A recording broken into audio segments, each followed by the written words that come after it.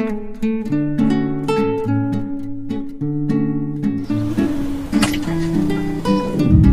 Friends, welcome to Mahathi Sairam channel. ఈరోజు చిన్నారులకు చెప్పబోయే కథ గజపాదలింగేశ్వరుడు. ఇది మణిపురం అనే ఒక రాజ్యం ఉంది. ఆ రాజ్యంలో మణిదత్తుడు అనే రాజు పరిపాలన చేస్తూ ఉంటాడు. అయితే అతను మారువేషంలో తిరుగుతూ ప్రజల యోగక్షేమాలు అవి కనుక్కొని దానికి అనుగుణంగా రాజ్య పరిపాలన చేస్తూ ఉంటాడు. ఆ పద్ధతుల్లోనే ఒక గుడిసె దగ్గరికి వచ్చి నించుని ఉంటాడు. అతను నించుని ఉండేప్పటికీ గుడిసె లోపల ఒక భార్య భర్త మాట్లాడుకుంటూ ఉంటారనమాట. భర్త అంటాడు, నాకు కనుక రాజుగారి దీవానంలో ఉద్యోగం దొరికితే 7 అంతస్తుల భవనం కట్టగలను అని అంటాడు. అనేటప్పటికి మణిదత్తుడికి అనుమానం వస్తుంది. ఇంత పేదవాడు కొలువులో చేరితే 7 అంతస్తుల భవనం ఎలా కట్టగలుగుతాడు అని ఆలోచించి మరుసటి రోజు ఉదయం భటుల్ని పంపి అతన్ని దీవానానికి పిలిపిస్తాడు. అతను రాజదీవానానికి వస్తాడు. వచ్చిన తర్వాత అతన్ని తన కాపలాదారుల మీద అధికారిగా పెడతాడు. ఇతని పేరు రామయ్య అన్నమాట. అయితే రామయ్య కాపలాదారుల మీద అధికారిగా ఉద్యోగం మొదలు పెడుతూనే వెంటనే ఏం చేస్తాడు, వాళ్ళు గుర్రం దానాలోనూ గడ్డిలోనూ మిగిల్చిన డబ్బులు ఏమున్నాయో వాటిని బెదిరించి ఇతను తీసుకోవడం మొదలు పెడతాడు. ఇలా ఏడాది తిరిగే లోపలనే అతను ఇంటిని మొదలు కట్టడం, మొదటి అంతస్తు పూర్తి చేయడం పూర్తవుతుంది.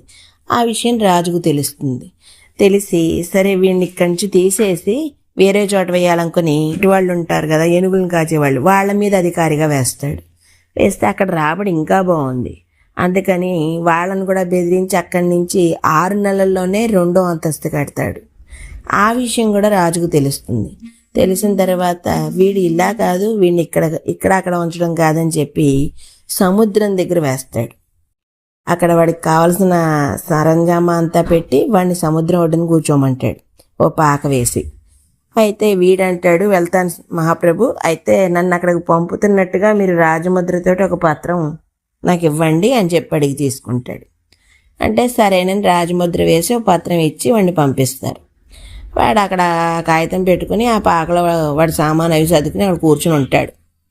అయితే అలా కొన్ని రోజులు అయిన తర్వాత అక్కడికి వచ్చే పల్లె వాళ్ళని, వర్తకుల్ని, వాళ్ళని బెదిరించి డబ్బులు వసూలు చేయడం మొదలుపెట్టాడు. ఎలా బెదిరిస్తున్నాడు, మీరు రోజు తీసుకెళ్లే సరుకుల మీద పన్ను వేయమన్నారు రాజుగారు, నన్ను ఇక్కడ పెట్టారు, కావాలంటే ఇదిగో చూడండి అని చెప్పి ఆయన రాజముద్ర ఉన్న పత్రాన్ని చూపించేవాడు. దాంతో వాళ్ళందరూ నిజమే అనుకుని వీడికి డబ్బులు ఇవ్వడం మొదలుపెట్టారు. ఈ రకంగా చేసేటప్పటికీ వాడికి ఆదాయం పెరిగి మళ్ళా ఇంకో అంతస్తు వేస్తాడు ఇంటి మీద.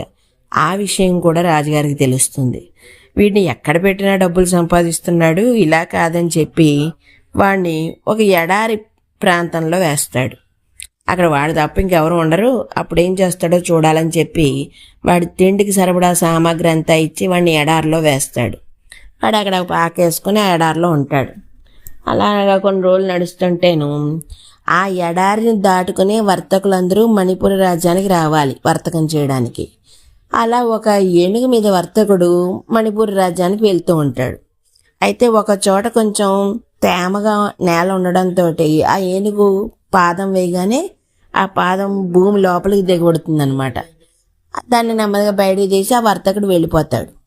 అది ఈ రామయ్య చూస్తాడు. చూసి వెంటనే వీడికి ఒక ఆలోచన వస్తుంది అనమాట. గబగబా వెళ్ళి శివలింగం ఆకారంలో ఉన్న ఒక రాయిని తెచ్చి ఆ గోతులో పెడతాడు. పెట్టి దానిపైన చిన్న పందిరి వేస్తాడు. వేసేసి వీడు వచ్చి పాకలో కూర్చుంటాడు. ఈ వర్తకం కోసం వచ్చిన వర్తకులందరూ కూడా వెళ్తూ ఆ పందిరిని చూడడం, వచ్చి వీడిని అడగడం, ఏంటి ఏం జరిగింది ఇక్కడ అని. అంటే అప్పుడు వాడు చెప్తాడనమాట, ఇది గజపాదలింగేశ్వరుడు, ఈయనకు మొక్కుకుంటే మీకేం కావాలంటే అది జరుగుతుంది, అందుకని అందరూ ఈయనకి దండం పెట్టుకుని వెళ్తున్నారు అని చెప్తాడు.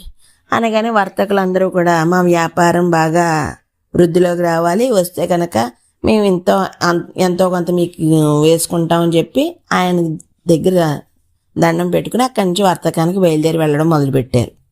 వాళ్ళు వెళ్ళడం, అలా వెళ్తే వాళ్ళ అదృష్టం బాగుండి వాళ్ళ వ్యాపారాలు వృద్ధిలోకి రావడం, దాని మూలాన ఈ శివలింగానికి దండం పెట్టాం గనక ఆదాయం పెరిగింది అనుకుని వాళ్ళు తిరిగి వచ్చేటప్పుడు వీడికి ఎంతో కొంత డబ్బు ఇచ్చి వెళ్ళడం, ఇలా జరుగుతోంది. దాంతో వీడికి రాబడి విపరీతంగా పెరిగిపోయింది. ఈ వార్త ఆ నోట ఈ నోట మొత్తానికి మణిపూర్ రాజ్యానికి కూడా తెలిసింది. అక్కడి నుంచి కూడా ప్రజలందరూ రావడం, ఆ శివలింగానికి దండం పెట్టుకోవడం, కోరికలు తీర్చమనడం ఇలా జరుగుతోంది. ఒకరోజు రాజుగారికి సుస్థి చేస్తుంది. అయితే రాణి వెంటనే దండం పెట్టుకుంటుంది. ఏమని? గజపాదలింగేశ్వరుడికి నిలువు దోపిడీ ఇచ్చుకుంటాను, ఆయన ఆరోగ్యం కుదిరితే అని దండం పెట్టుకుంటుంది. కొన్ని రోజులైన తర్వాత రాజుగారి ఆరోగ్యం చక్కబడిన తర్వాత రాణి రాజుని వెంట పెట్టుకుని ఆ ఎడారికి వస్తుంది. అక్కడ ఈ రాజుగారు వస్తున్నారన్న విషయం రామయ్యకు తెలిసిన వెంటనే వాడు గడ్డాలు మిసాలు పెట్టుకుని వాడు ఒక పంతుల్లా తయారై కూర్చుని ఉంటాడు అక్కడ. ఈ రాణిగారు రాగానే ఆవిడ చేత కొన్ని పూజలు అవి చేయించేసి నిలువు దోపిడి తీసేసుకుంటాడు. తీసుకున్నాక ఆవిడ అంతఃపురానికి వెళ్ళిపోతుంది. తిరిగి వెళ్ళిన తర్వాత మరుసటి రోజు రాజుగారు ఆ ఎడారిలో ఉన్న రామయ్యని తీసుకురండి అని చెప్పి కౌరు పంపిస్తాడు. ఈ రామయ్యని భటులు తీసుకెళ్తారు. తీసుకెళ్ళిన తర్వాత ఏం జరిగింది, నువ్వు ఎడారిలో ఏం చేస్తున్నావు, ఎలా ఉన్నావు, ఏమిటి అని అడుగుతాడు.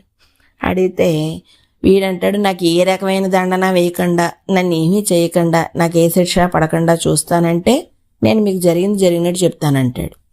అంటే సరే చెప్పు, అలాగే చూస్తానులే అంటాడు. అంటే వాడు మొదటి నుంచి చేసిన విషయాలన్నీ చెప్తాడు. ఆఖరికి రాణి గారు ఇచ్చిన నిలువు దోపిడితో సైతం చెప్తాడనమాట. ఇది గజపాదలింగేశ్వరుడని నేను పెట్టాను, నిజానికి అక్కడ ఏ లింగం లేదు, నేను పెట్టిన లింగమే అది, దానికి ఇంత ప్రాముఖ్యత ఇచ్చి బోళ్ళంత డబ్బులు వచ్చాయి, నేను 7 అంతస్తుల భవంతి కట్టుకున్నాను అని చెప్పి చెప్తాడు. వీడి తెలివితేటలకి రాజుగారు ముచ్చటపడి వీడిని ఆయన సలహాదారుల్లో ఒకటిగా చేసుకుంటాడనమాట. ఇది కథ విన్నందుకు మీకు ధన్యవాదాలు.